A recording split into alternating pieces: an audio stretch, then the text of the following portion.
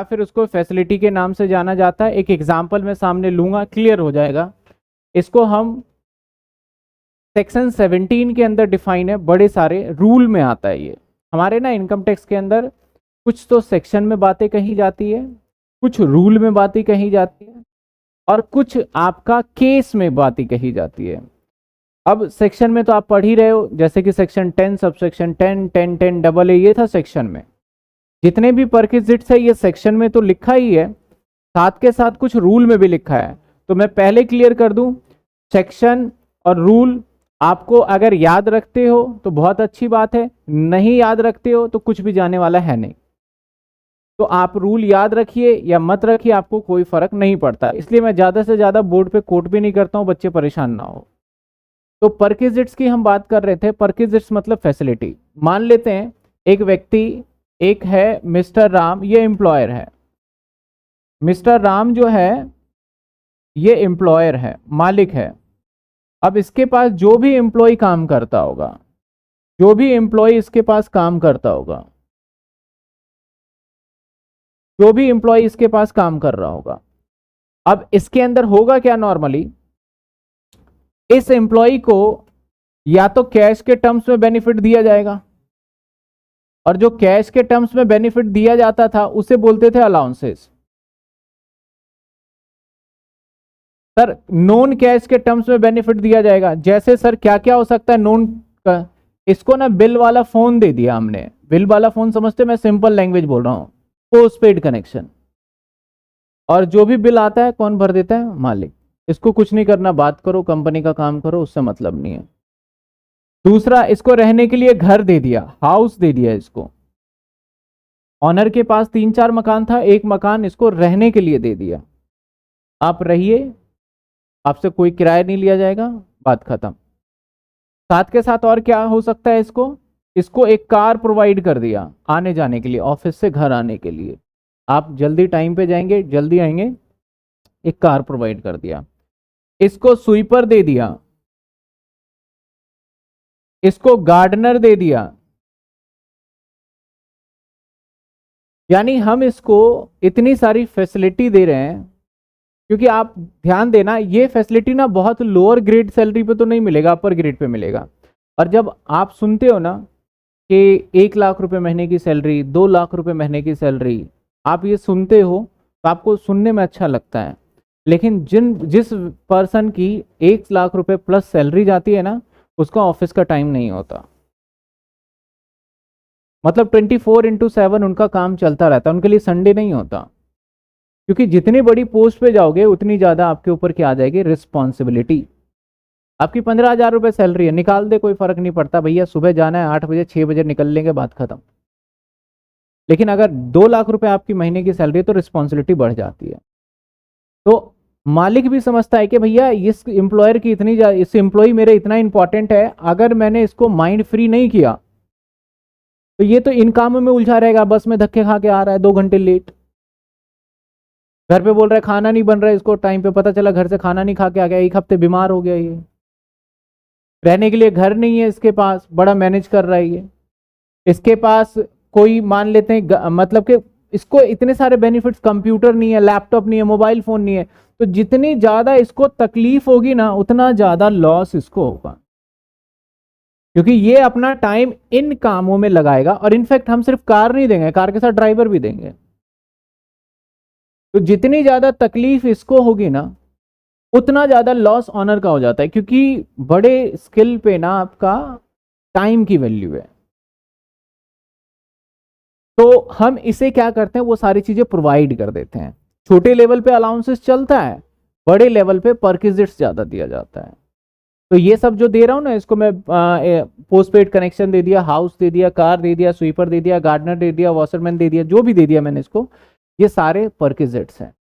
तो सर कहीं ना कहीं अगर ये एम्प्लॉय इन सभी को अपने सुविधा के लिए पेमेंट तो करता ही कभी ना कभी, मतलब इसे ये फैसिलिटी चाहिए। अगर मालिक नहीं देगा तो ये कहीं ना कहीं बाहर से अरेंज करेगा, और उसको तो पेड करेगा ही करेगा ये। मान लेते हैं कि मोबाइल फोन अगर 500 रुपए मालिक दे रहा है तो एटलीस्ट 200 रुपए तो ये पे करता ही करता। हाउस दे रहा है तो 10,000 रुपए तो महीने का रेंट देता ही है। कार दे दिया, कार अगर इसको नहीं देते तो बस से ट्रेवल करके खर्चा करता ही करता। तो कहीं ना कहीं ये सारी जो हम बेनिफिट्स इसको दे रहे हैं, इसकी वजह से इसका कहीं ना कहीं सेविंग हो रहा है। तो ये जो बेनिफिट्स है उसको मॉनेटरी टर्म में कंपैरिजन करना तो मुश्किल है। मैंने कार दे दिया, कार से ऑफिस से घर आ रहा है भाई, हम बोल नहीं सकते कि तूने 500 रुपए का एक दिन कार चला लिया, 200 रुपए का एक दिन कार चला लिया, या घर से ऑफिस आया, तेरा 10 रुपए किराया लगता था घर से ऑफिस आने में, और अब मैं मान रहा हूं कि कार से आ रहा है तो 25 रुपए ओला के किराए के बराबर जोड़ेंगे, नहीं पॉसिबल है। घर रहने को लिए दे दिया इसको, तो वो चीज हम जस्टिफाई नहीं कर सकते। तो यहाँ पे जितने भी अमाउंट होंगे ना, जितने भी अमाउंट होंगे ना, वो सारा का सारा जितना भी अमाउंट होगा, वो सारा का सारा एक टेंटेटिव, एक पर्टिकुलर अमाउंट लॉ में लिखा गया है उतना लेना है। जैसे फॉर एग्जांपल भैया कार दिया है ना, तो आपके सैलरी में हम 1800 रुपये महीने की जोड़ देंगे, बात खत्म। चाहे आप उसे 2 घंटे कार चला रहे हो, चाहे 10 घंटे कार चला रहे हो, कैसे चला रहे हो। आपने घर लिया है ना, तो आपके सैलरी का 10% जोड़ देंगे आपके सैलरी में। आपको अगर वॉचमैन दिया गया है तो एक्चुअल जितना हम पेमेंट कर रहे हैं ना वॉचमैन को, वही आपके सैलरी का पार्ट माना। आपको लंच दे रहे हैं ना, तो 50 रुपए तक तो नहीं जोड़ेंगे, 50 रुपए के बाकी जोड़ देंगे। तो हम परकिजिट्स के अंदर मेनली पॉइंट अगर देखा जाए सर, ये परकिजिट्स में क्या सीखेंगे हम, तो जो इसको बेनिफिट मिलेगा ना, उस बेनिफिट को मॉनेटरी टर्म्स में, अमाउंट्स टर्म्स में क्या कहता है लॉ, कैसे कैलकुलेट किया जाए, एक बार वो पता चल जाए, फिर तो क्या करेंगे, उसके सैलरी में जोड़ता जाएंगे, फिर ग्रॉस टोटल सैलरी इजीली क्या करा जा सकता है, निकाला जा सकता है। तो हम यहां पे इस परकिजिट्स में बहुत सारे हैं वैसे, लेकिन अगर मैं मेनली बात करूं तो मेनली बहुत ही कम 2-3 बातों पे फोकस रहता है यहां पे। एक तो सबसे बड़ा हाउस दिया जाता है तो उसका क्या रूल है, हाउस दिया गया तो किसका रूल है। देखो अगेन मैं कहूंगा, मैं जो लैंग्वेज यूज करूंगा बिल्कुल सिंपल जिससे समझ में आ जाए। घर दे दिया गया तो क्या है, फिर टेक्निकल लैंग्वेज लिख दूंगा इसके आगे जो होता है, जो कि आपको समझ में आ जाए। घर के बाद, घर के अलावा भी कुछ दिया जा सकता है, घर के अलावा अदर देन हाउस कर दूं मैं।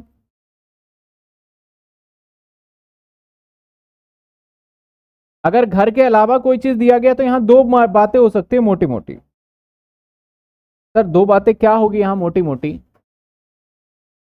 सर या तो आपको वो इस्तेमाल करने के लिए दे रहा होगा, घर के अलावा हो सकता है फर्नीचर, हो सकता है लैपटॉप, हो सकता है टीवी, हो सकता है कुछ भी, हो सकता है एसी, हो सकता है कुछ भी हो सकता है आपका। तो घर के अलावा अगर देखा जाए, या तो आपको यूज करने के लिए दिया गया हो, या आपको सोल्ड ही कर दिया गया।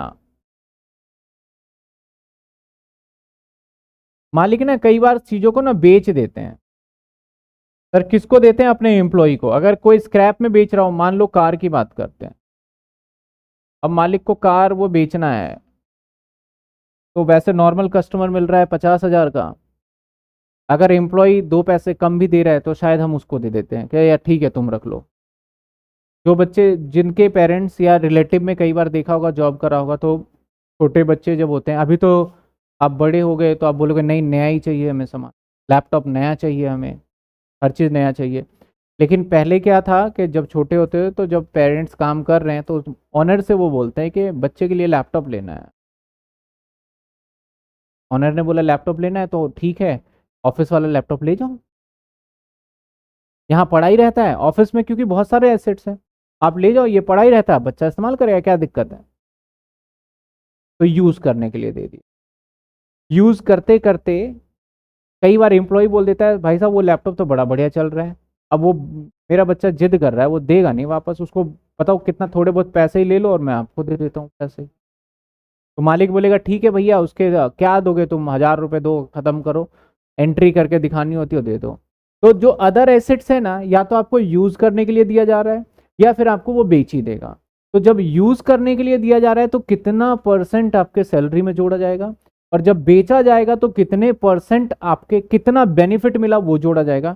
बस यही 3 बातों को अगर हम समझ लेते हैं ना, आपका परकेजेट्स का 99% पार्ट खत्म हो जाता है। तो हम सबसे पहले क्या देखेंगे सर, घर को देख लेते हैं, ये ज्यादा मेजर है, हर बार आता है। यानी आपको रहने के लिए घर दिया गया, इसको टेक्निकल वर्ड में बोलते हैं रेंट फ्री अकोमोडेशन।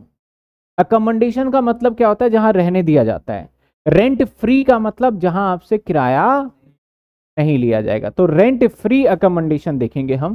पहला पॉइंट घर के बारे में देख लेंगे, फिर हम किसी एसेट्स को एसेट्स यूज में जैसे हो सकता है लैपटॉप हो सकता है हमारा, और हमारा क्या हो सकता है, कार हो सकता है, और क्या हो सकता है, फर्नीचर हो सकता है, एनी काइंड ऑफ एसेट्स। और सोल्ड में भी अगर देखा जाए, मेरे से पूछोगे सर सोल्ड में, तो सोल्ड में भाई ये बेचा भी जा सकता है, सेम ये भी आ सकता है सोल्ड में, ठीक है ना। तो पहले हम क्या देखेंगे, पहले हमें पता होना चाहिए क्लियरली क्या पढ़ रहे हैं हम। पढ़ रहे हैं परचेजेस, जिसके अंदर मालिक ने क्या करा, आपको घर दे दिया है, और घर देने के बाद उस घर का क्या टैक्स ट्रीटमेंट रहेगा वो पढ़ेंगे। बहुत सिंपल सा है। तो हम घर देने के बाद ट्रीटमेंट की बात कर रहे हैं, चलिए। यानी इसको क्या नाम बोला था मैंने टेक्निकल वर्ड में, rent free, rent free accommodation, rent free accommodation, जिसको शॉर्ट फॉर्म में RFA के नाम से भी आप एग्जाम में लिख सकते हो, कोई दिक्कत वाली बात नहीं है।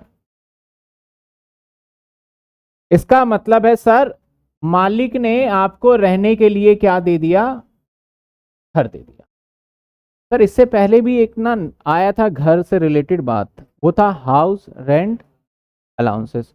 वहां पे रहने के लिए घर नहीं दिया जाता था, आपको किराया दे दिया जाता था, इसलिए उसका नाम था हाउस रेंट अलाउंसेस। यहाँ पे आपको रहने के लिए घर दिया जाएगा, किराया कितना है उससे आपको लेना देना नहीं है। तो क्या किसी व्यक्ति को रेंट फ्री अकोमोडेशन और HRA दोनों मिल सकता है क्या? नहीं मिल सकता। या तो मालिक आपको घर दे देगा रहने के लिए, या फिर रेंट दे देगा, दोनों में से एक चीज है, ठीक है ना। तो HRA बिल्कुल अलग है और रेंट फ्री अकोमोडेशन बिल्कुल अलग है हमारा। सर अब मालिक ने प्रॉमिस कर दिया आपको, हम रहने के लिए घर देंगे, घर की चिंता आप बिल्कुल छोड़ दीजिए, ऑनर ने प्रॉमिस कर लिया। तो ऐसे सिचुएशन में क्या होगा सर, बहुत सिंपल सी बात है। ऐसे सिचुएशन में दो बातें हो सकती है, या तो मालिक का खुद का घर होगा, या तो ऑनर का क्या होगा सर, पहले तो दो बातें देख लेते हैं, या तो गवर्नमेंट एम्प्लॉय होगा वो जिसके साथ, और सरकारी नौकरी में तो अक्सर देखा है मैंने, या तो होगा नॉन गवर्नमेंट। सरकारी में तो मैंने अक्सर देखा है कि ज्यादा से ज्यादा लोग बाग अगर थोड़ा दूर रहते हैं ना, तो वो गवर्नमेंट का ही क्वार्टर लेके रहते हैं, गवर्नमेंट का ही रहता है ज्यादा से ज्यादा, आपने भी नोटिस किया होगा। और उनको अच्छा खासा स्पेस और अच्छी जगह पे मिल जाता है फैसिलिटी के साथ, तो वो ले लेते हैं। तो जब गवर्नमेंट को दिया गया, गवर्नमेंट एम्प्लॉई उसको घर दिया गया, तो उसका बेनिफिट कैसे कैलकुलेट करेंगे? सरकार हर साल हर बार एक अमाउंट निश्चित कर देती है, भैया तेरा किराया इतना है, जिसको हम बोलते हैं लाइसेंस फी। जिसको क्या बोलेंगे हम? Licence fee. तो गवर्नमेंट एम्प्लॉय है तो उसके लिए कितना पार्ट टैक्सेबल होगा? एज पर रूल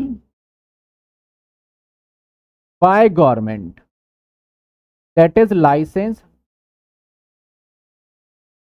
फी। ये हर बार सरकार डिसाइड करेगी उतना ही, इसमें ज्यादा दिमाग लगाना ही नहीं कितना होगा।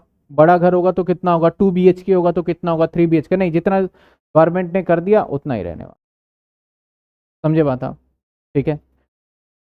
अब बात करते हैं सर नॉन गवर्नमेंट हुआ तो यहां पे पंगा आ जाएगा। देखो सरकार में, सरकारी वाले में ना जमीन सरकार की है, तो वो खरीदता नहीं, वो ना किराए पे नहीं लेता, उसी की जमीन है तो उसी का ही होता है वो नॉर्मली। मान लेते हैं सरकारी क्वार्टर है, दिल्ली पुलिस का रह रहे हो, तो क्या बताओ जो दिल्ली पुलिस का गवर्नमेंट का है, तो उसने क्या वो किराए पे लिया होगा क्वार्टर? नहीं लिया होगा, वो तो खुद सरकारी जमीन है, वहीं पे बना लिया, वही चल रहा है, सेंटर ने अलॉट कर देती है उसको। लेकिन यही बात मैं करूं नॉन गवर्नमेंट एम्प्लॉय में ना, तो यहां दो प्रोबेबिलिटी बन सकती है सर। दो प्रोबेबिलिटी क्या बन सकती है? या तो ओन्ड बाय एम्प्लॉयर, या तो एम्प्लॉयर का खुद का घर हो सकता है पॉसिबिलिटी, या फिर दूसरा क्या हो सकता है? Rented, rent paid by employer, या तो रेंटेड हो सकता है। पहले बातें ये समझ में आ रही है, तब मैं आगे इसके ऊपर डिस्कशन करूंगा। यानी सर घर की बात करें तो दो तरीके से घर हो सकता है हमारा। गवर्नमेंट की तो बात छोड़ ही दो, गवर्नमेंट का क्या था, एक सिंपल सा लाइसेंस फी। अब आ जाते हैं नॉन गवर्नमेंट पे। नॉन गवर्नमेंट के केस में जो मालिक ने आपको घर रहने के लिए दिया है, या तो मालिक ने भी खुद किराए पे लिया होगा भाई, या फिर मालिक का अपना ही होगा। ठीक है ना? तो दोनों बातें हो सकती है। अगर मालिक का अपना है तो आपके सैलरी में जोड़ दिया जाएगा। अगर मालिक का अपना है तो आपके सैलरी में जोड़ा जाएगा सर ये। अब मान लेते हैं कि आपको घर रहने के लिए दे दिया, नोएडा में दे दिया, गुड़गांव में दे दिया, मालिक का एक पहले अपना खुद का था घर, और बोला भैया तुम नोएडा काम करने आओ, रहने की चिंता मत करो और यहीं पे रहना। और ये काम मैंने ज्यादा से ज्यादा देखा है, पता है कहाँ होता है? कंस्ट्रक्शन वाले जो होते हैं ना, उनको मालिक ही दे देते हैं, वहीं पे बना के दे देते हैं। कंस्ट्रक्शन का जो काम करते हैं ना, आसपास एरिया में फ्लैट क्या करते हैं, उनको दे दिया जाता है। तो मालिक ने दे दिया आपको रहने के लिए। अब वो घर एक्चुअल किराया अगर आप अंदाजा लगाओगे, आपको बहुत अच्छा घर मिल गया, सब कुछ है उसके अंदर रहने के लिए, 3 BHK है, बोलोगे बड़ा बढ़िया घर मिल गया, आपको किराया नहीं देना, आपको रहने से मतलब। कहीं ना कहीं आप टेंटेटिव लगाओगे भी आस पड़ोस से कि भैया इसका किराया तो 20,000 होता, अगर कहीं नहीं तो थोड़ा हमें मतलब क्या है, अब तो मिल रहा है तो ठीक। या फिर ऐसा भी हो सकता है मालिक ने उसको रेंट पे लेके दिया हो। तो पहले मैं बात कर रहा हूँ मालिक का खुद का घर है, तो आपके सैलरी में कितना जोड़ा जाए। एक तो तरीका ये हो सकता है कि आस पड़ोस वाले का सेम किराया काउंट करके आपके सैलरी में जोड़ दे। अगर ये रहा तो आप ऑब्जेक्शन कर दोगे, क्या पता पड़ोस वाला ज्यादा बढ़ा के ले रहा हो। आप बोलोगे सर हमारी तो इतनी औकात ही नहीं है जितने आप किराया मांग रहे हो। सिंपल सी बात है ना, मैंने 10,000 रुपये सैलरी और 1 लाख रुपए महीने के किराए वाले घर में आपको दे दिया, तो वहां पे तो दिक्कत हो जाएगी ना। तो लॉ बनाते समय पे लॉ मेकर ने क्या करा, बोला भैया आपका जो है ना जितनी सैलरी है उसके हिसाब से लेंगे, या तो आपके सैलरी में जोड़ देंगे हम 7.5%, या तो आपके सैलरी में जोड़ देंगे हम 10%, या तो आपके सैलरी में जोड़ देंगे हम 15%। मतलब सर कितना जोड़ना है एक्चुअल बता दो। बोला कि हम बताएंगे लोकेशन को देखते हुए, जगह को देखते हुए, यानी वहां की जनसंख्या को देखते हुए, वहां के पॉपुलेशन को देखते हुए। रेंट फ्री अकोमोडेशन हेडिंग, बच्चे कह रहे हैं सर दिख नहीं रहा।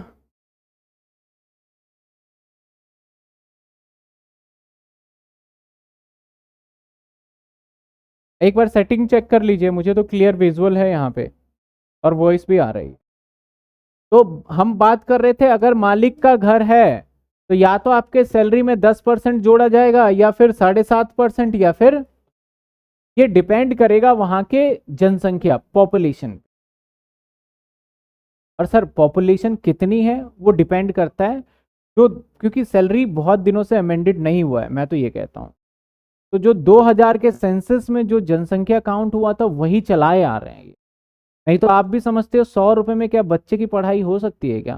चिल्ड्रन एजुकेशन अलाउंस 100 रुपए एग्जेम्प्ट कर रहे हैं, वो पॉसिबल नहीं है। तो ये बहुत पुराने टाइम से पड़ा हुआ है कि अमेंडमेंट होगा, लेकिन हुआ नहीं है। तो एक तो हमें देखना होगा सर कब हमारा 7.5% लगेगा, कब हमारा 10% लगेगा, कब हमारा 15% लगेगा। तो सर 7.5% लगता है जब वहां की जनसंख्या कितनी हो, मिनिमम 20,000 से, वहां की जनसंख्या जो रह रहे हैं जिस एरिया में, वहां 20,000 की जनसंख्या। अब जनसंख्या कैसे पता करेंगे कि भैया वहां कहाँ है? वो क्राउड देख के, मैं दिल्ली की बात करूँ तो दिल्ली की तो भाई बहुत ज्यादा है, आप वैसे ही पता कर लोगे। यानी वो उस एरिया का पर्टिकुलर जिला का नहीं पता करना, उस पूरे स्टेट जहां पे रह रहे हो, पूरे मतलब के एक एरिया का।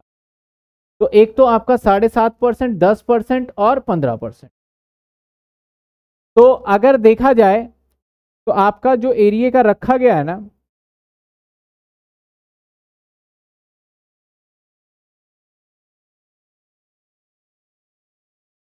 मैंने 10,000, अगर आपका 10 लाख वहां की जनसंख्या से कम है, वहां का पॉपुलेशन अगर 10 लाख से कम है तो आपके सैलरी में 7.5% जोड़ दिया जाएगा। अगर वहां की पॉपुलेशन 10 लाख से ज्यादा या इक्वल टू बट 25 लाख से कम है तो आपके सैलरी में जोड़ दिया जाएगा कितने परसेंट? 20%। जब तक मैं एग्जांपल नहीं लूंगा क्लियर नहीं होगा। और जहां 25 लाख से अबव हो गया वहां पे आपके सैलरी में जोड़ दिया जाएगा, पता है कितने परसेंट? 15%।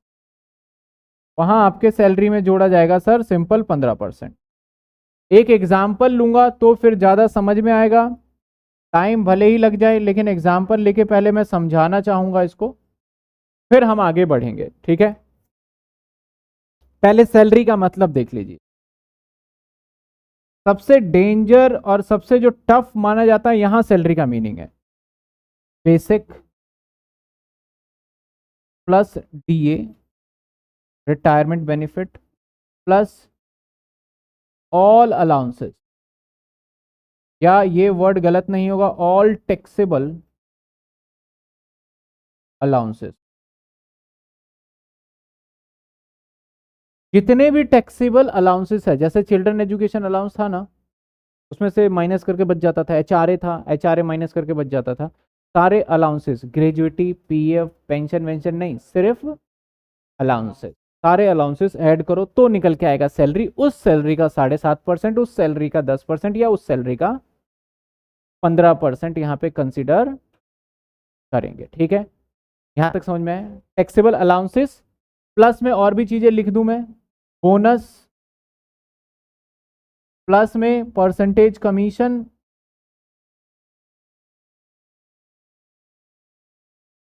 ये सारे वर्ड्स इसमें ऐड हो जाएंगे। पहले हालांकि बोनस ऐड नहीं होता था, बोनस कमीशन भी इसमें क्या हो गया? ऐड ऑन हो गया।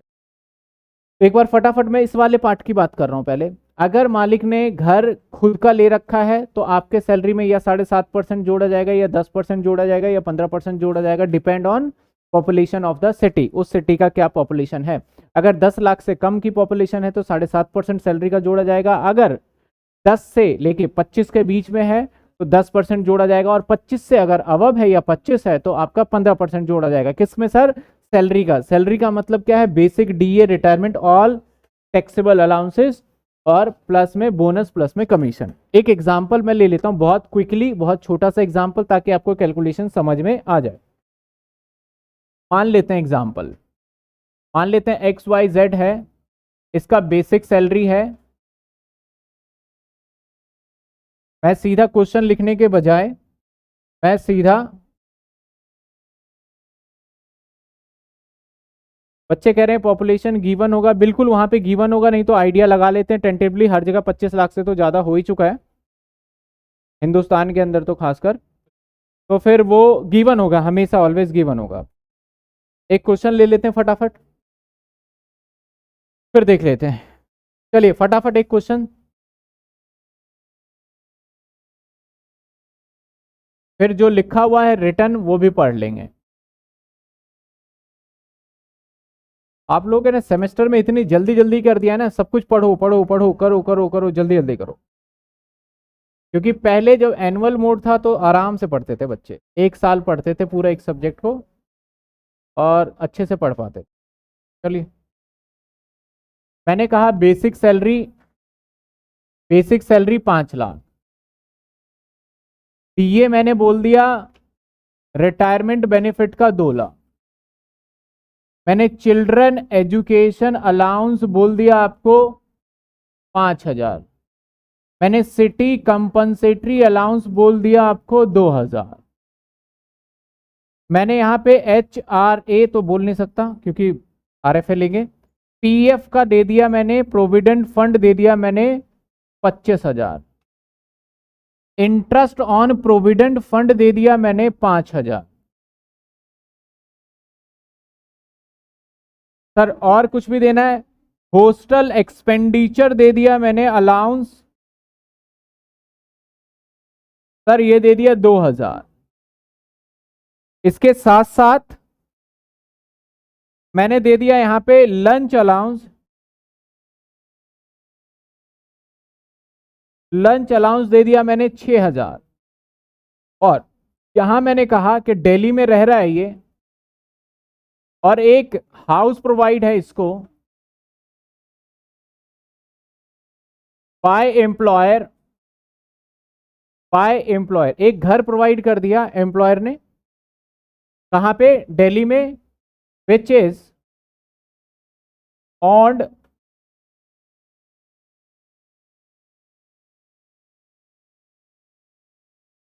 which is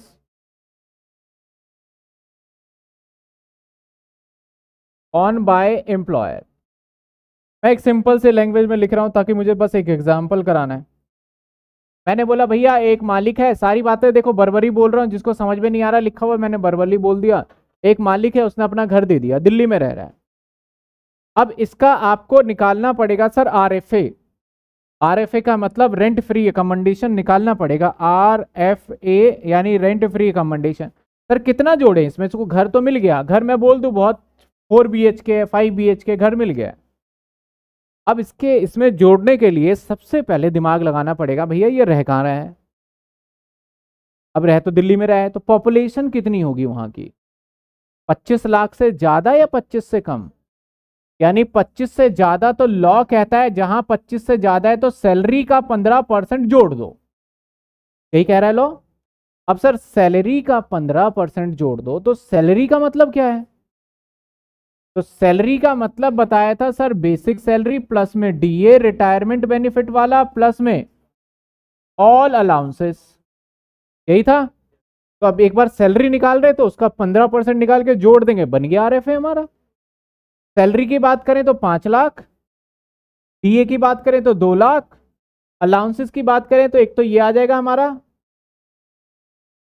और प्लस और क्या आ जाएगा 2000, और क्या आ जाएगा, पीएफ आएगा हमारा, नहीं आएगा, इंटरेस्ट ऑन पीएफ आएगा, नहीं आएगा, हॉस्टल एक्सपेंडिचर आ जाएगा 2000, और प्लस लंच अलाउंस कितना आ जाएगा 6000।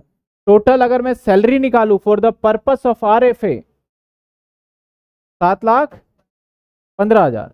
सर 7,15,000 आ गया। लॉ कहता है ऐसे सिचुएशन में 7,15,000 आपका सैलरी आया है तो ज्यादा नहीं 15% इसका आप में जोड़ दिया जाएगा। 7,15,000 का 15%, 1,02,50, 1,07,200, that is RFA rent free accommodation. इस तरीके से आपके सैलरी में जोड़ा जाए, ये लॉ के अंदर लिखा है, वही लॉ बता रहा हूं। लेकिन कई बार ऐसा होता है मालिक बोलता है भैया देखो मैंने तो आपको घर दे दिया रहने को, घर बहुत बड़ा है, दिक्कत वाली कोई बात नहीं, आपको प्रॉब्लम भी नहीं होगी, आपसे एक नॉमिनल सा किराया तो लेंगे हम, आप एक काम करना साल के 20,000 रुपए दे दिया करना, ज्यादा नहीं ले रहे, साल के आपके सैलरी में से काट लेंगे 20,000 या फिर आप अलग से दे, तो उसे बोलते हैं ऑनर ने रिकवर कर लिया। तो एक्चुअल बेनिफिट आपका बन रहा है 1,07,250 रुपए, लेकिन मालिक अगर आपसे 20,000 रिकवरी भी कर रहा है तो बेनिफिट हमारा कम हो जाएगा ना फिर। तो अगर कोई ऑनर रिकवर करता है, समझना, अगर मैंने बोला ऑनर ने रिकवर कर लिया तो आपका परक्विजिट्स का वैल्यू 1,07,250 हो के ना, इसमें से 20,000 रुपए जो रिकवरी किया माइनस करके वो परक्विजिट्स आएगा, फिर निकलेगा हमारा जो भी आता है हमारा वटेवर। पहले यहां तक समझ में आई बात आपको, कोई दिक्कत? तो सर यही चीज मैं यहां पे आपको समझा रहा हूं, गवर्नमेंट वाले की तो बात ही नहीं कर रहे हैं इसके अंदर, कि अगर मालिक का घर हुआ तो 7.5%, 10% और 15% वॉट सैलरी। अब 7.5% आपको अंदाजा हो जाएगा कहां पे 10 लाख से कम की जनसंख्या, नहीं तो क्वेश्चन खुद बता देगा, और कहां पे 10% से लगेगा और कहां पे 15 लगेगा, ये मुझे बताने की आवश्यकता नहीं है, आपको खुद अंदाजा लग जाएगा सर यहाँ पे इतनी जनसंख्या होगी, इतनी पॉपुलेशन होगी, तो उसके हिसाब से लगा दे। स्टूडेंट का कहना है कि सर अलाउंसेस जो आपने लिया है ये अलाउंसेस कौन सा आएगा, एक्चुअल रिसीव या कौन सा? देखो ये वाला अलाउंसेस मान लेते हैं, चिल्ड्रन एजुकेशन अलाउंसेस मिला था हमारा, सपोज करो 6,000, उसमें से 1,000 एग्जेम्प्ट हो गया तो बाकी 5,000। अब आपके दिक्कतें भी खत्म हो गई, कौन सी अलाउंसेस, यानी कट पिटा के जो जुड़ रहा है, एग्जेम्प्टेड एग्जेम्प्टेड करके टैक्सेबल अलाउंस, कौन से अलाउंसेस जो टैक्सेबल हो। तो सैलरी में अगर मैं यहाँ पे अलाउंसेस लिखा है मैंने, देखो मैंने क्या लिखा है, ऑल टैक्सेबल, जितना हिस्सा हमारा टैक्सेबल होगा। एग्जेम्प्ट अगर मान लेते हैं कि मान लो एचआरए है और सारा का सारा जीरो ही हो गया, एचआरए भी हो सकता है और आरएफए भी हो सकता है, 3 महीने एचआरए और बाकी के 9 महीने आरएफए, ऐसा पॉसिबल है और ऐसा ही क्वेश्चन एग्जामिनर देता है। तो उस सिचुएशन में क्या होगा, एचआरए जीरो हो गया तो कोई बात नहीं, अभी न्यू रिजिम और ओल्ड रिजिम की कोई बच्चा क्वेश्चन नहीं पूछेगा, क्योंकि अगली क्लास से मैं दोनों ही पैरेलल लेके चलूंगा। कुछ क्लियर है यहां तक? तो सर यहाँ पे आरएफए में क्या था, अगर गवर्नमेंट एम्प्लॉय है तो जितना गवर्नमेंट ने फिक्स कर रखा है उतना ज्यादा दिमाग नहीं लगाना। प्राइवेट है तो चेक करना होगा कि मालिक का खुद का घर है या फिर किराए पे है। अगर मालिक का खुद का घर है तो उस सिचुएशन में परसेंटेज पे जाएंगे, अगर किराए पे है तो ऐसे सिचुएशन में आपके सैलरी में जोड़ा जाएगा lower of. Lower of sir, lower of point number 1 actual rent, owner ने एक्चुअल जो रेंट पेड किया। नंबर 2 15% ऑफ, अगर मालिक ने खुद का घर दिया हुआ है, ऑनर ने खुद का घर जो था, सॉरी ऑनर ने किराए पे लेके आपको रहने के लिए दिया है, तो इन दोनों में से जो कम होगा ना, जैसे मालिक मान लो 1 लाख रुपए रेंट पेड कर रहा है महीने के आपके नाम के, तो आपको 1 लाख नहीं जोड़ना, 15% सैलरी और 1 lakh, which ever is lower, जो दोनों में से कम होगा वो आपके सैलरी में जुड़ जाएगा। लेस की बात नहीं कर रहा है यहाँ, which ever is lower taxable. जैसे फॉर एग्जांपल ये आता है 1 लाख रुपए और ये आता है आपका 75,000 रुपए, एक्चुअल रेंट पेड कितना है 1 लाख और 15% सैलरी क्या बन रहा है 75,000, तो आपके सैलरी में कितना जोड़ा जाएगा 75। ऐसा मत करना 1 लाख में से 75 माइनस कर दिया और 25 जोड़ दिया, क्योंकि नॉर्मली हम यही करते आए, लोअर वाला एग्जाम माइनस करके। तो यहां पे जो दोनों में से लोअर होगा, लोअर ऑफ टैक्सेबल, वो सीधा आपका क्या हो जाएगा हमारा टैक्सेबल हो जाएगा। ये तो था घर की बात। अब कई बार आपका ट्रांसफर, पहले यहां तक क्लियर है आपको? इसके बाद कई बार ना आपका ट्रांसफर कर दिया जाता है एक स्टेट से दूसरे, एक स्टेट से जब दूसरे स्टेट में ट्रांसफर कर दिया जाएगा, ऐसा पॉसिबल ही नहीं है कि आप सारा सामान एक बार में लेकर, कि आप जहां पे रह रहे हो वहां पे आपके हो सकता है मे बी फैमिली के साथ हो और हो सकता है आप इंडिविजुअली रह रहे हो। अगर इंडिविजुअली हो तो शायद सामान लेके भी चले जाओ, फैमिली के साथ हो तो पहले क्या करते हो, आप फैमिली को कहीं और छोड़ के आ जाते हैं, पहले जहां ट्रांसफर किया वहां का एक बार माहौल देख लें क्या है, अगर वहां पसंद आया तो फिर हम ट्रांसफर लेंगे, नहीं तो नौकरी छोड़ देंगे। कहानी ये है।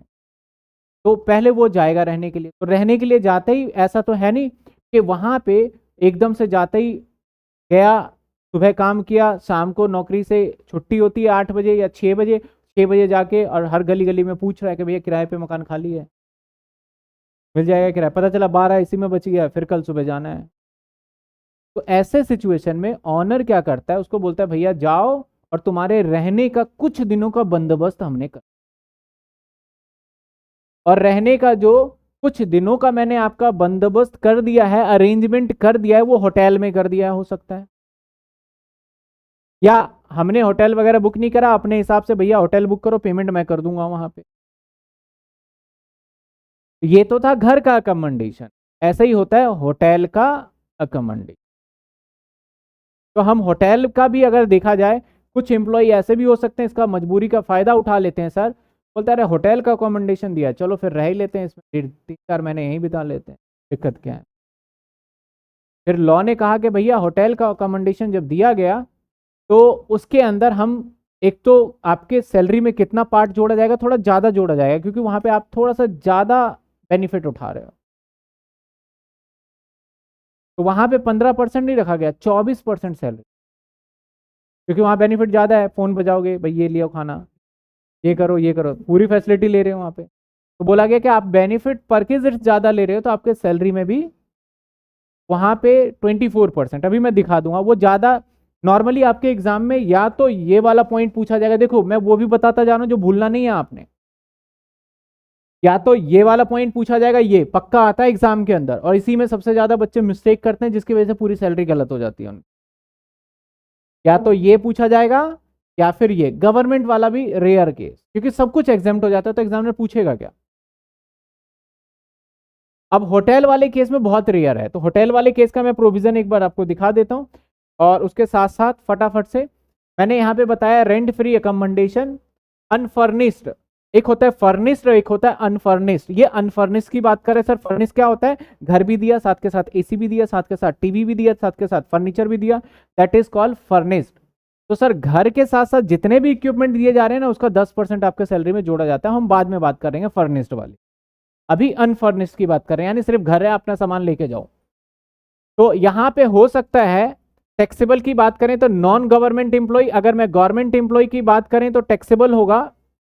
अगर गवर्नमेंट एम्प्लॉय की बात करें तो गवर्नमेंट एम्प्लॉय के केस में टैक्सेबल होगा licence fee determined by the union state government. ये सिंपल सी बात है, इसको हटाते हैं, यहां से पढ़ते हैं। नॉन गवर्नमेंट एम्प्लॉय के केस में या तो ऑन्ड होगा या फिर लीज पे या रेंटेड होगा। अगर in case of when accommodation is owned by the employer, the amount taxable 15% of salary of the period during the said accommodation was occupied by the employee। अब पूरे साल का नहीं, अगर 3 महीने के लिए घर दिया तो 3 महीने का सब कुछ ब्रेकअप करना पड़ेगा।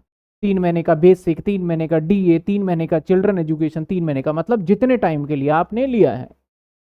Previous year population exceed 25 lakh रुपए 2001 के सेंसस के हिसाब से, अगर आपकी पॉपुलेशन वहां की 25 लाख से ज्यादा है तो आप में 15% जोड़ देंगे, 10% जोड़ा जाएगा अगर वहां की सैलरी 10 लाख रुपए से एक्सीड है, और 25 लाख तक 7.5% जोड़ दिया जाएगा अगर आपका एक्सीड नहीं करता, 10 लाख से ज्यादा की पॉपुलेशन है ही नहीं, तो कितने जोड़ दिए जाएंगे, 7.5%।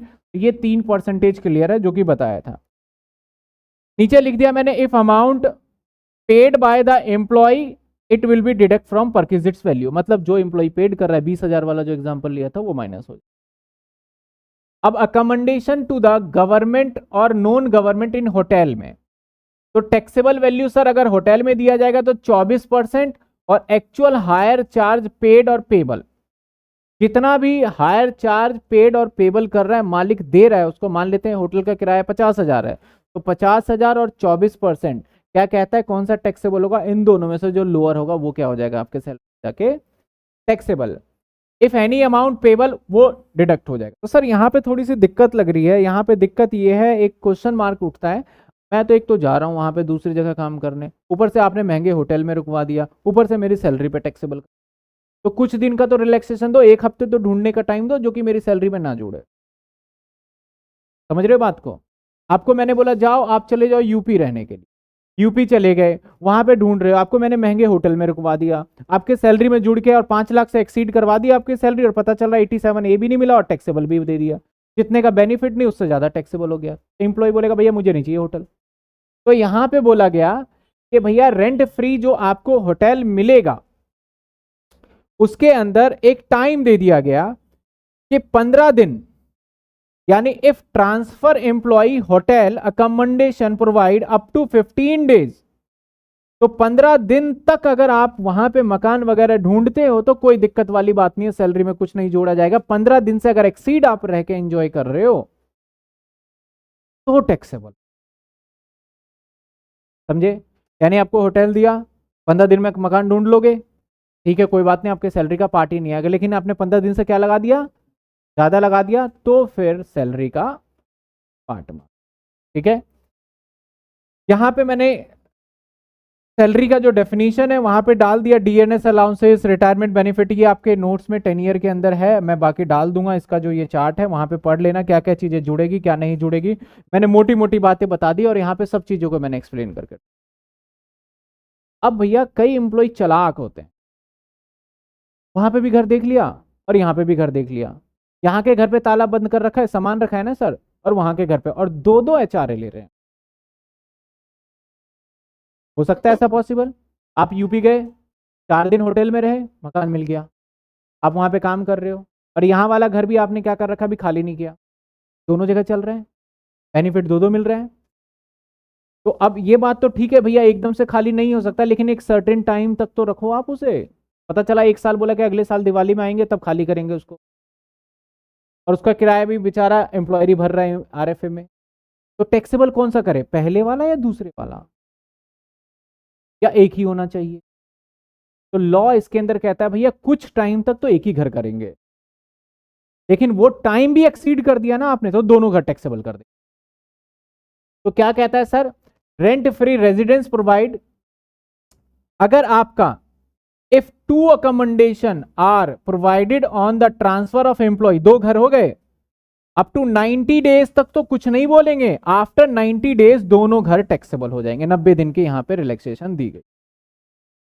अब होटल को फिर से मैं दोबारा क्लियर कर दूं, मैं दोबारा बता दूंगा, ये हमारा ऐसे स्टेट है। अभी एक मिनट, होटल की हम बात कर रहे थे, चलिए होटल को एक बार और क्लियर कर दें। मान लेते हैं मिस्टर राम है, मिस्टर राम है, और सर मिस्टर राम कौन है, एम्प्लॉय है, घर की बात नहीं कर रहे हैं, अब होटल की बात कर रहे हैं। ये एम्प्लॉय है, इसका ट्रांसफर हो गया, और ये पहले भी घर पे रह रहा था, ये पहले भी घर पे रह रहा था, कहां पे रह रहा था, दिल्ली में। इसका ट्रांसफर हो गया, मान लेते हैं यूपी में। अब यहां पे इसको रहने के लिए दिया गया सर एक होटल।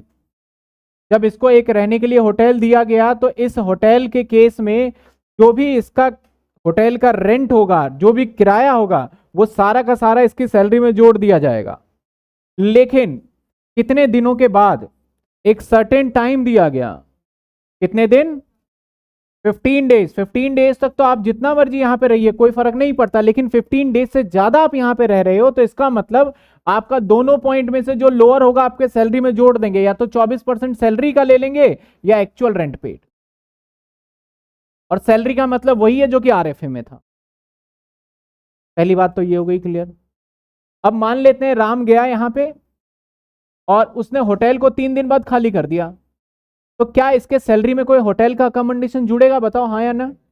3 दिन बाद खाली कर दिया, लेकिन अब इसने एक ये घर ऑक्यूपाई कर रखा है और एक यहां पे भी घर ले लिया, ये भी ऑक्यूपाई कर रखा है इसने, दोनों घर साथ के साथ पैरेलल ऑक्यूपाई कर रखा है। तो सर अगर हम इसका सैलरी के अंदर इस घर का भी रेंट जोड़ दें और इस घर का भी रेंट जोड़ दें, तो बहुत ज्यादा बर्डन आ जाएगा। राम बोलेगा ऐसा थोड़ी होता है, अभी गए अभी खाली नहीं होगा। तो लॉ ने बोला भैया 90 दिन तक तुम दोनों घर को ऑक्यूपाई करो, कोई भी एक घर आपके सैलरी के अंदर क्या करेंगे, हम जोड़ देंगे। 90 दिन से ज्यादा एक्सीड हो जाएगा तो हम समझ जाएंगे तुम जानबूझ के ऐसा कर रहे हो, तुम्हारे दोनों घर के जो अकोमोडेशन होगा वो जोड़ देंगे। सर दोनों घर का मतलब, मान लेते हैं इस घर का एचआरए था 5,000 रुपए, और वहां गया यहां का भी उसे एचआरए मिला 5,000 रुपए, तो टोटल कितने हो गए इसके, 10,000 रुपए। हर महीने इसको 10 का बेनिफिट मिल रहा है, लेकिन 90 दिनों तक सिर्फ 5,000 रुपए इसके सैलरी का पार्ट माना जाएगा। 90 दिनों के बाद अगर इसने खाली नहीं किया तो पूरे के पूरे 10,000 इसके सैलरी में जोड़ दिया जाए। समझ में आई बात आपको। इसके बाद कई बार एम्प्लॉय को ऐसे जगह ट्रांसफर कर देते हैं जहां पे बहुत हाईली, मतलब कि मान लो टेंस एरिया होता है, हिली एरिया होता है।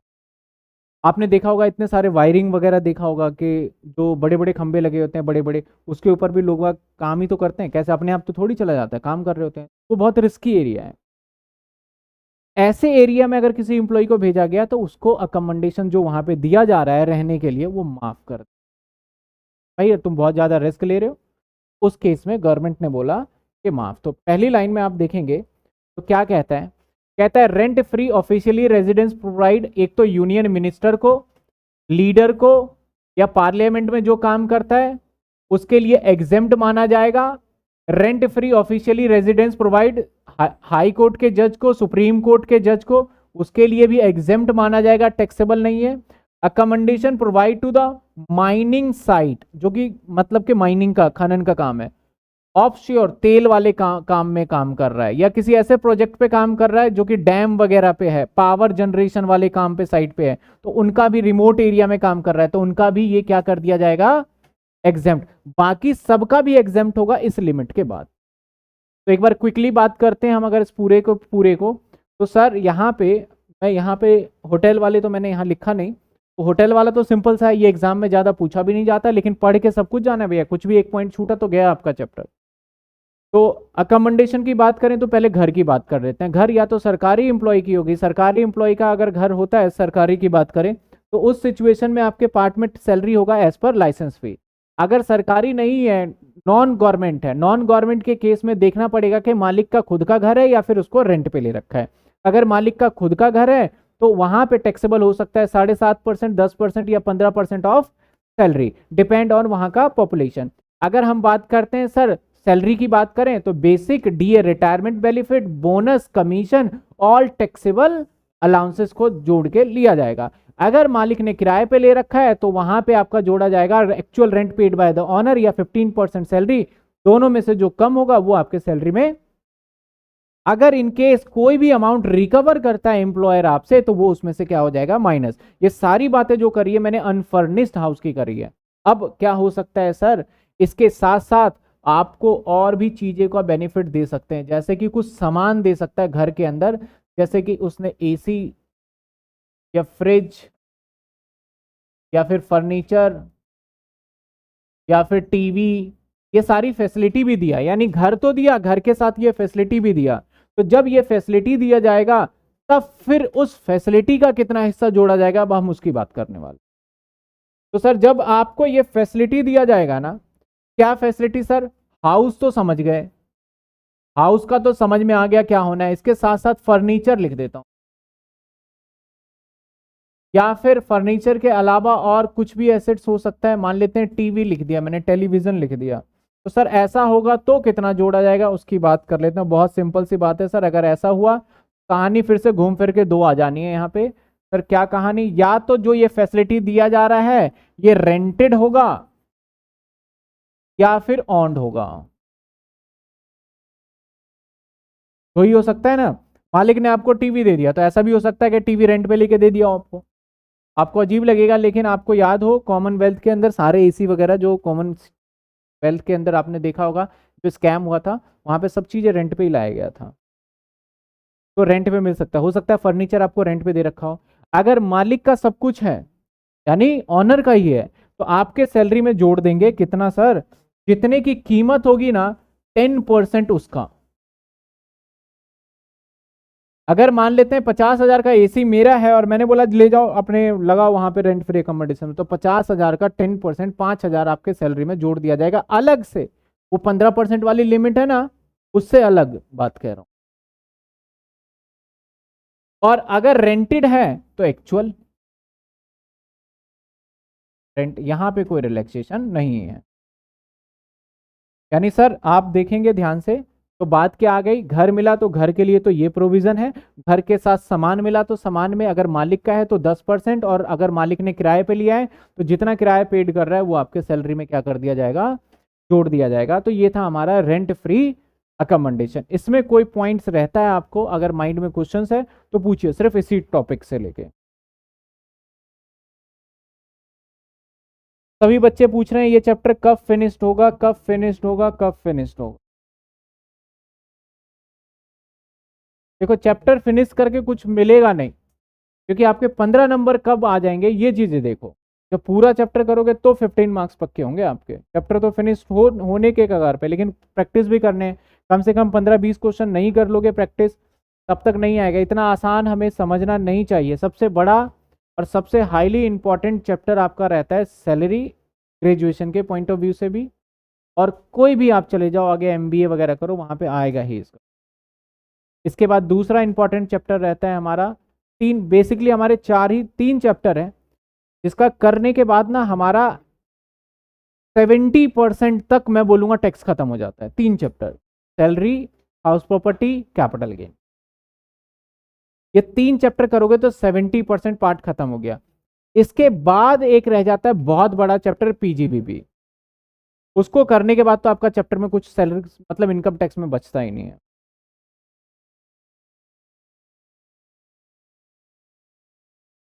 रिकवर वाला समझ में नहीं आया। रिकवर वाले का मतलब मैं दोबारा दिखा देता हूं आपको। रिकवर वाला ये रहा एग्जांपल, मैंने कहा था यहां पे RFA ये बना, सपोज करो यहीं पे एक लाइन ऐड ऑन कर दूं मैं, एक लाइन ऐड ऑन कर दूं। सर लाइन क्या ऐड ऑन करोगे कि रेंट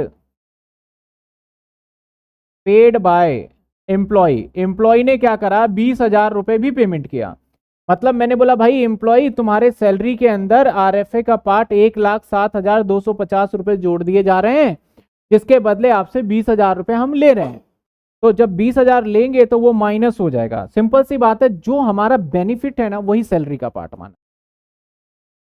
समझ में आई बात आपको। 2 घर लेंगे अगर RFA में, पहली बात तो 2 घर का क्वेश्चन बनता नहीं है। अगर 2 घर आपको RFA में मिल रहा है तो दोनों घर का 15-15% ऐसे ही निकालना पड़ेगा हमें। हाँ, एचआरए और आरएफए ऐसा हो सकता है कि कुछ महीने तक एचआरए मिला हो और कुछ महीने तक आपको आरएफए मिला हो, ये क्वेश्चन तो आता ही आता है। आपके क्वेश्चन दो पार्ट पे बटे होंगे एग्जाम में, या तो बटा होगा रिटायरमेंट बेनिफिट पे या बटा होगा इस पे अलाउंसेस और परकेज, इस बात का ध्यान रखिए।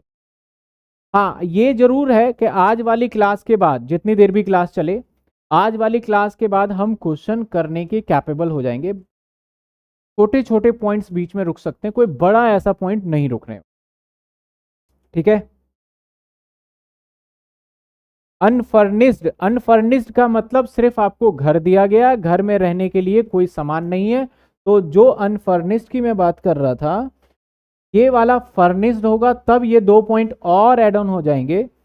अनफर्निश्ड में जितना भी ये मैंने समझाया सारा अनफर्निश्ड का ही पार्ट बताया है।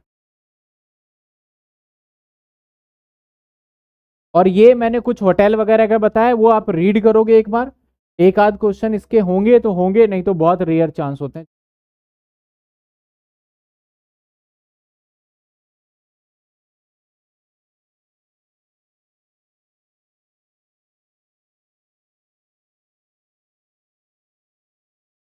जी, मैंने जब चैप्टर, इसमें क्या बताया मैंने, परकेजिट्स जो है, अभी तक हमने परकेजिट्स जो है उसे मैंने दो सेक्शन में बांट दिया। एक घर से रिलेटेड बेनिफिट होगा मेजरली, और दूसरा आपका और एसेट्स, दूसरे एसेट्स से रिलेटेड आपको मिलेगा। दूसरे एसेट्स में या तो आप उस एसेट्स को यूज कर रहे होगे, तो देखो यूज वाला अभी भी हमने पहले अभी आरएफए किया तो उसके अंदर भी यूज वाला पॉइंट देखा था, याद आ रहा है आपको, जिसमें 10%, तो या तो यूज कर रहे होगे या फिर आपको क्या कर दिया गया होगा, सोल्ड कर दिया होगा। तो परकिजिट्स तो हमने ये वाला पूरा पार्ट डन कर लिया है। अब हम आते हैं यूज और सोल्ड वाले पार्ट। तो सर यूज की बात करें या सोल्ड की बात करें तो सिंपल सिंपल सा रीडेबल पॉइंट है ये, इसको रीड कर लेते हैं एक बार। चलिए हम पहले यूज की बात करते हैं।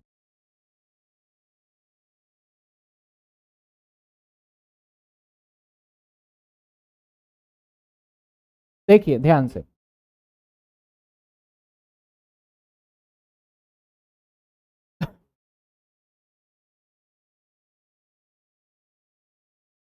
अब यहां पे 2 पॉइंट हाईलाइट करने वाले हैं। यूज का ज्यादा एसच नहीं है, कहता है एसेट्स जो यूज करेंगे वो मैंने बताया है यहाँ पे, और आपको वैल्यू ऑफ बेनिफिट यानी आपके सैलरी में कितना जोड़ा जाएगा। अगर आप ऑफिस का यूज करते हो लैपटॉप या कंप्यूटर, तो आपके सैलरी में कुछ भी वैल्यू नहीं जोड़ा जाएगा, यानी परकेजिट्स वैल्यू होगा 0। यानी इसको भी कैटेगराइज कर दिया इन्होंने, लैपटॉप और कंप्यूटर, क्योंकि आज के टाइम पे हर एक ऑफिस वाला पर्सन लैपटॉप दे रहा है, घर से काम करो, वर्क फ्रॉम होम जैसे भी हो। तो अगर आपको ऑफिस से लैपटॉप मिला हो और ऑफिस से आपको कंप्यूटर मिला हो और वो यूज कर रहे हो, मैटर नहीं करता आप पर्सनल यूज कर रहे हो या ऑफिस के काम के लिए यूज, अगर आप यूज कर रहे हो, आपने खरीदा नहीं है, तो आपके सैलरी में इसका कोई इंपैक्ट नहीं पड़ेगा, आपके सैलरी में जोड़ा नहीं जाएगा। अब बात करते हैं sir movable assets, other than movable assets मतलब अदर देन लैपटॉप को छोड़ दीजिए, कंप्यूटर को छोड़ दीजिए, और एसेट्स जो स्पेसिफाइड है रूल में इसको भी छोड़ देते हैं। यानी लैपटॉप और अगर अदर देन एसेट्स को लेते हैं तो सिंपल सी बात है सर, 10% एक्चुअल कॉस्ट का आपके सैलरी में जोड़ दिया जाएगा। The amount of rent charge और पेबल बाय द एम्प्लॉयर, जो दोनों में से होगा वो जोड़ दिया जाएगा। ये चीजें मैं दोबारा बता रहा हूं एक तरीके से, अभी बताया था ना ये बातें, कहाँ बताया था मैंने, फर्निश्ड वाले में, वही बात रिपीट हो गया। अगर आप यहां समझ जाते हो तो अगर घर के अंदर फर्नीचर आ गया यूज करने के लिए दे रहे हैं ना, हम आपको 10% जोड़ देंगे, रेंट पे है तो एक्चुअल रेंट जोड़ देंगे। समझ में आई बात आपको। तो यूज वाले पॉइंट पे बहुत सिंपल सी बात है, लैपटॉप कंप्यूटर मिलता है, कोई टैक्सेबल का पार्ट नहीं है, अदर देन मिलता है तो 10% ऑफ कॉस्ट, कॉस्ट की बात कर रहा हूं, बुक वैल्यू की बात नहीं कर रहा, कॉस्ट जितने का एमआरपी होगा उसका 10% आपके सैलरी में एड ऑन किया जाएगा। अगली बात करते हैं सर, अगला है आपका खरीद लो। जब आप खरीद लो,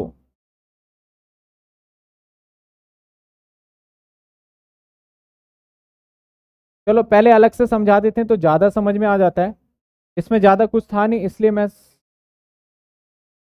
अगर आपको एसेट ट्रांसफर कर दिया गया, टीएफ में लिख रहा हूं, ट्रांसफर, ट्रांसफर का मतलब बेच दिया गया, तो सर इस एसेट्स को 3 कैटेगरी में बांट देंगे। सर आपको बेचा क्या गया ये चेक करें। हो सकता है आपको बेचा गया हो लैपटॉप कंप्यूटर, हो सकता है आपको बेचा गया हो मोटर कार, और हो सकता है इसके अलावा, ठीक है ना, इसके अलावा। अब मैं कुछ एग्जाम्पल पूछता हूं, आप जवाब दीजिएगा आपका कितना बेनिफिट हो रहा है। मेरा एक लैपटॉप है, मेरा एक लैपटॉप है जिसका कॉस्ट मान लेते हैं 50,000 है। कॉस्ट कितनी है? इसके ऊपर हमने डेप्रीसिएशन चार्ज कर लिया है, WDV चाहे कोई भी हो, डेप्रीसिएशन चार्ज कर लिया है। डेप्रीसिएशन 30,000 लग चुका है। अब मेरा जो बुक वैल्यू है, सर बुक वैल्यू का डेप्रीसिएशन लगने के बाद होता है, जो हमारा बुक वैल्यू है वो कितने का है सर? और एक एम्प्लॉई है वो बोलता है सर ये लैपटॉप हमें बेच दो। मैंने बोला कोई बात नहीं, आपको बेच देते हैं, ले जाओ। मेरी कंपनी के हिसाब से ये 20,000 का है, मैंने एम्प्लॉय को दे दिया ये चलो 10,000 दो और छुट्टी। तो बताओ एम्प्लॉय को एक्चुअल बेनिफिट कितने का मिला? या मैं अमाउंट थोड़ा सा चेंज कर दूं, 10 की जगह पे मैं कर देता हूं 8,000 रुपए दो और बस बात खत्म। तो एम्प्लॉय को बेनिफिट कितने का मिला? तो सर सैलरी क्या कहता है, लॉ गवर्नमेंट कहता है भैया एम्प्लॉय हम तुम्हारी सैलरी में जानबूझ के चीजें नहीं जोड़ रहे, जितना तुम्हें बेनिफिट मिल रहा है उतना पार्ट ही सिर्फ तुम्हारे सैलरी में जोड़ा जाएगा। तो अगर एक एसेट्स हमारा है उसमें से डेप माइनस कर दिया, डेप माइनस करने के बाद जो बुक वैल्यू आएगा, और बुक वैल्यू के बाद आपको कितने में दिया गया, अगर यही लैपटॉप में 20,000 की जगह पे आपको 30,000 रुपए में बेच देता तो क्या मेरे सैलरी में जुड़ता? नहीं जुड़। यानी अगर मैं एसेट्स जब बेचा जाएगा तो परक्विजिट्स वैल्यू होता है हमारा क्या? Book value minus sale value. इन दोनों का जो भी डिफरेंस रहेगा ना, वो डिफरेंस आपके सैलरी का हिस्सा माना जाए। बट सर मुद्दे की बात आती है, सर डेप्रीशिएशन कितना लगाना है? अकाउंट्स के अंदर नॉर्मली डेप्रीशिएशन जो क्वेश्चन में दिया होता था वो हम लगा देते थे। इनकम टैक्स के अंदर सेक्शन 32 कहता है, सेक्शन 32 कहता है कि रेट ऑफ डेप्रीशिएशन हमने जो डिसाइड कर रखा है बच्चों आप याद कर लो और उसी के हिसाब से चलना होगा। हम क्वेश्चन में बताएंगे नहीं कि इस पे डेप्रीशिएशन, यानी इनकम टैक्स के अंदर आपको डेप्रीशिएशन के रेट क्या करने होंगे पता है? याद करने पड़े। यहाँ पे 3 ही रेट है, बाकी आगे जब सेक्शन 32 करेंगे ना तो वहां पे जो भी रेट है मेन मेन सारे हम पढ़ लेंगे। बोला गया या तो आपको बेचेंगे कंप्यूटर, अगर कंप्यूटर बेचें तो आप 50% डिप्रीशिएशन WDV के हिसाब से लगा के हिसाब लगाना। अगर मोटर कार बेचा तो यहां पे आप 20% WDV के हिसाब से, WDV समझते हो ना, रेट एंड डाउन जो बैलेंस पे लगाते हैं। अगर अदर एसेट्स हुआ तो यहां पे आप 10% के हिसाब से लगाना, लेकिन ये याद करना होगा, एग्जामिनर नहीं बताएगा कि 20% है या 10% या SLM है WDV, याद करना। तो ये SLM WDV क्या है सर? ये उस एसेट्स पे क्वेश्चन कैसे देगा आपको एग्जामिनर? एक मेरा कार था, मैंने 1 साल पहले खरीदा है, मान लेते हैं मैंने बोला मेरा कार है जिसकी कॉस्ट है 20 लाख रुपए और मैंने एम्प्लॉय को सोल्ड कर दिया आफ्टर 1 ईयर। 1 ईयर आफ्टर मैंने एम्प्लॉय को ये सोल्ड कर दिया 10 लाख में। तो आप बताइए मुझे कि कितना पार्ट आपका परक्विजिट्स का है, कितना बेनिफिट मिला? तो भैया ये तो 10 लाख रुपए कॉस्ट, 20 लाख रुपए कॉस्ट है, मैंने एम्प्लॉय को बेचा कितने का? 1 साल बाद 10 लाख का। तो ऐसा थोड़ी बोल सकते हैं 10 लाख रुपए परक्विजिट, नहीं हो सकता। पहले तो आपको क्या निकालना पड़ेगा, और बुक वैल्यू के लिए डेप्रीशिएशन माइनस करना पड़ेगा। और सर 20 लाख रुपए का एसेट्स है, 20 लाख का क्या है? कार। कार के ऊपर लॉ ने क्या बोला है हमें? 20%। तो 20 लाख पे 20% अगर माइनस करें तो 4 लाख रुपए, तो हमारे हिसाब से कार कितने का होगा? और 16 का सामान हमने कितने का दे दिया? आपका परक्विजिट्स वैल्यू कितने का हो गया? समझ में आई बात आपको? तो यहां पे जो होगा ना, इस तरीके से आपको डेप्रीशिएशन निकाल के फिर डेप्रीशिएशन। तो देखते हैं क्या कहता है ये। अलग अलग रेट मैंने बता दिया, वही रेट यहाँ पे लिखा हुआ है जो कि आपके सामने है। क्या कहता है sir? Transfer movable assets employ computer electronic gadget. Electronic gadget में मोबाइल फोन भी आ जाता है, जिसमें मेमोरी मतलब के डिवाइस रिकॉर्डिंग हो सकता है, वो जिसके अंदर आप मेमोरी को स्टोर कर सकते हो, उसे बोल देते हैं हम इलेक्ट्रॉनिक गैजेट में। कहता है कि भैया आपका परक्विजिट्स वैल्यू क्या होगा? एक्चुअल कॉस्ट, उसमें से डेप्रीशिएशन माइनस कर दोगे, लेकिन किस हिसाब से? 50। कौन सा मेथड? WDV। ये आ जाएगा वैल्यू ऑफ एसेट्स, उसमें से अमाउंट जितना आपसे लिया है और जो बचेगा वो क्या हो जाएगा? समझ में आया? यही चीजें मैं पीछे बता रहा था, पीछे बस नॉर्मली लिख के बता रहा था, यहाँ पे थोड़ा टेबलर फॉर्म में प्रेजेंट कर। कहता है सर अगर मोटर कार हुआ तो एक्चुअल कॉस्ट और डेप्रीशिएशन माइनस करोगे कितने % और कौन से मेथड, और फिर वही जो अमाउंट आपने एम्प्लॉय से रिकवर किया, बैलेंस जो भी बचता है वो क्या बन जाएगा? परक्विजिट्स। समझ में आ रही है बात आपको? तीसरा sir other assets, actual cost और डेप्रीशिएशन कितने %? 10%। लेकिन लेकिन लेकिन ये ध्यान रखना है, SLM मैंने अपना फर्नीचर आपको बेच दिया, आप 10% तो लगाओगे, लेकिन कौन सा मेथड फॉलो करोगे? SLM से लगाओगे। मैंने अपना कार बेचा तो WDV लगाओगे। यानी ये रेट कभी भी क्वेश्चन में आपको उम्मीद मत करना कि दिया है। एग्जामिनर क्वेश्चन में कहेगा कि हमने एम्प्लॉयर ने अपने एम्प्लॉय को फर्नीचर सोल्ड कर दिया 25,000 रुपए का, विच वॉज कॉस्ट इतने का, और इतने साल पहले खरीदा था, दैट्स इट। तो आप जितने साल पहले खरीदा था हर साल का डेप निकाल के बुक वैल्यू निकालोगे, उससे कंपेयर करके माइनस करके आप लगाओ। समझ रहे हो बात को? डेप्रीशिएशन पे एक अलग से भी पॉइंट में बात करूंगा सर। डेप्रीशिएशन लगाने का इनकम टैक्स के अंदर बिल्कुल डिफरेंट तरीका होता है। पहले हम क्या लगाते थे? 6 महीने, 3 महीने, 4 महीने। यहाँ पे ऐसा नहीं होता। मैं थोड़ा अलग से बात को डिस्कस करूंगा, लेकिन अभी फिलहाल जब क्वेश्चन के बीच में आएगा तब ले जाएंगे। बाकी डेप्रीशिएशन पे, सिर्फ डेप्रीशिएशन निकालने पे अलग से 6 नंबर का क्वेश्चन, सिर्फ डेप्रीशिएशन निकालने, जो सेक्शन 32 कहता है PGBB चैप्टर के अंदर। वो इस चैप्टर में से इतना नहीं आएगा, वो बिजनेस प्रॉफिट गेन वाले चैप्टर। किस पे? हाँ 50 WDV, ठीक है ना। अब इसके बाद क्या कहता है यहां पे? हालांकि लिख दिया है, एक चीज ध्यान रखना, कई बार ऐसा हो सकता है सर, एक पॉइंट मेरे माइंड में आ रहा है, आपके माइंड में भी आएगा, क्वेश्चन में भी आएगा। एक फर्नीचर था, क्या रेट लगेगा? SLM। मैंने 11 साल बाद बेच दिया, को दिया 11 साल बाद अपने एम्प्लॉय को। पॉसिबल है मैं फर्नीचर को 11 साल बाद दे सकता हूँ? क्या फर्नीचर 10 साल से ऊपर चल सकता है? बिल्कुल चल सकता है। अब 10 साल बाद 10% लग के तो जीरो हो गया, यानी बुक वैल्यू जीरो। एम्प्लॉय से मैंने 500 रुपए में बेच दिया फर्नीचर, तब क्या होगा? उसके लिए लाइन लिखा हुआ है कि complete year means actual completed year from date of acquisition of the assets, date of transfer such assets of the employ. Note, electronic gadget include computer, जो हो सकता है, और परक्विजिट्स वैल्यू हो सकता है। Transfer of other assets after using 10 year taxable value will be, मतलब उसमें कुछ जुड़ेगा ही नहीं भाई। पहली बात है कि उसने सारा तो जीरो हो गया है। अब जीरो और रुपए के सामान को आपने 10,000 5,000 में बेच भी दिया तो टैक्सेबल वैल्यू क्या हो जाएगा? जीरो। हाँ, उस कंपनी के लिए कैपिटल गेन जरूर लग जाएगा, हम आगे बढ़े, उस कंपनी के लिए लगेगा, हम तो एम्प्लॉय के पॉइंट ऑफ व्यू से। तो डेप्रीशिएशन अमाउंट बनाना पड़ेगा क्या? डेप्रीशिएशन भी कैलकुलेशन करना पड़ेगा आपको। अब सभी ने 12-12 हज़ार रुपये क्या लिख दिया मुझे समझ। एवरी मंथ ऐड होगी 10%। चलो आपस में बातें कर रहे हैं। पहले यहाँ तक कोई दिक्कत है बताइए? यहाँ तक कोई दिक्कत? अगेन आते हैं हम स्टार्टिंग में, जहां से हमने इसको शुरुआत किया था कि हम ये सीखेंगे और कुछ पॉइंट्स अभी देखेंगे। रुक जाइए, अभी छुट्टी नहीं होगी आपकी। परक्विजिट्स में क्या है सर?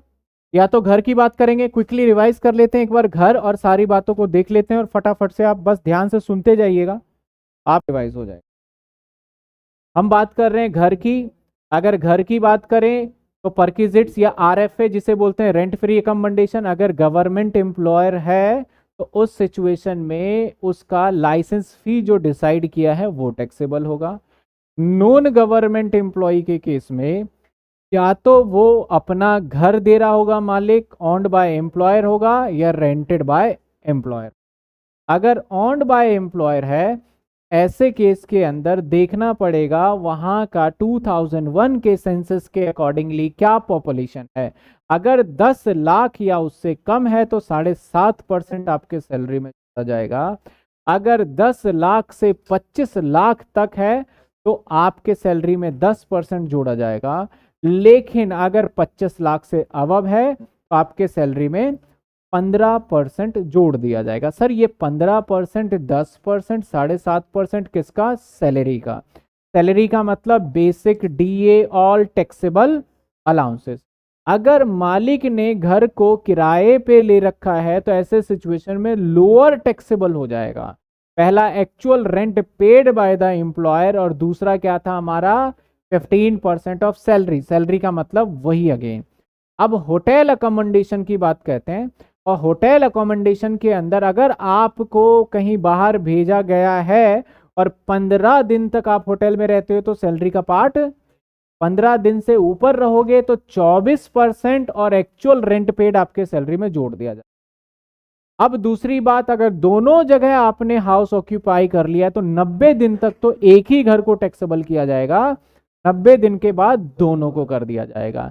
अगर सुप्रीम कोर्ट के जज को, हाई कोर्ट के जज को, यूनाइटेड नेशन में जो काम कर रहे हैं आउट ऑफ इंडिया, उनको दिया जाता है ये परक्विजिट तो फुल्ली। अगर कोई नॉर्मल एम्प्लॉय है उसको पावर जनरेशन, ऑयल फील्ड यहां पे दिया जा रहा है तो उसके लिए भी क्या है? एग्जेम्प्ट हो जाता है। ये था अनफर्निश्ड। इसी के साथ अगर आपको फर्निश दिया जाएगा तो 10% आपके सैलरी में उस एसेट्स के कॉस्ट का और एड ऑन कर दिया जाएगा, और जितना अमाउंट आपसे रिकवर किया जाएगा ना वो क्या हो जाएगा? उसमें से माइनस हो जाएगा। अब बात करते हैं सर एसेट्स यूज की। एसेट्स यूज करते हैं तो लैपटॉप और कंप्यूटर अगर आप यूज करते हैं तो ऐसे सिचुएशन में कोई टैक्सेबल नहीं है। अगर आप यूज करते हैं अदर एसेट्स तो फिर से 10% या actual payment by the employer, rent उसका दे रहा है, वो टैक्सेबल हो जाएगा। अब बेचने की बात करते हैं, ट्रांसफर। तो अगर आपको कंप्यूटर, लैपटॉप बेचा जा रहा है तो आप 50% पर एनम के हिसाब से डेप्रिसिएशन चार्ज कर लीजिएगा। वो भी कौन से मेथड से? WDB। अगर आपको बेचा जा रहा है मोटर कार व्हीकल्स की बात कर रहा हूं तो 20% डेप्रिसिएशन चार्ज करिएगा, लेकिन WDB। इसके अलावा कोई भी एसेट्स है तो वहां पे कितने परसेंट डेप्रिसिएशन चार्ज करेंगे? 10%, वो भी SLM। और ये SLM WDB डेप्रिसिएशन निकालने के लिए है। फिर कॉस्ट में से डेप्रिसिएशन माइनस करेंगे तो आएगा बुक वैल्यू, और बुक वैल्यू से चेक करेंगे कि एम्प्लॉय को कितना बेनिफिट पहुंचाया गया तो निकलेगा परक्विजिट्स। पर एनम का मैंने बताया डेप्रिसिएशन आपको सिंपली दिया होगा, वो पर एनम का होगा। अगर किसी एसेट्स का वैल्यू 0 हो और वो अपने एम्प्लॉय को बेचा जा रहा हो तो आपके लिए परक्विजिट्स वैल्यू कितना माना जाएगा? निल माना। ठीक है।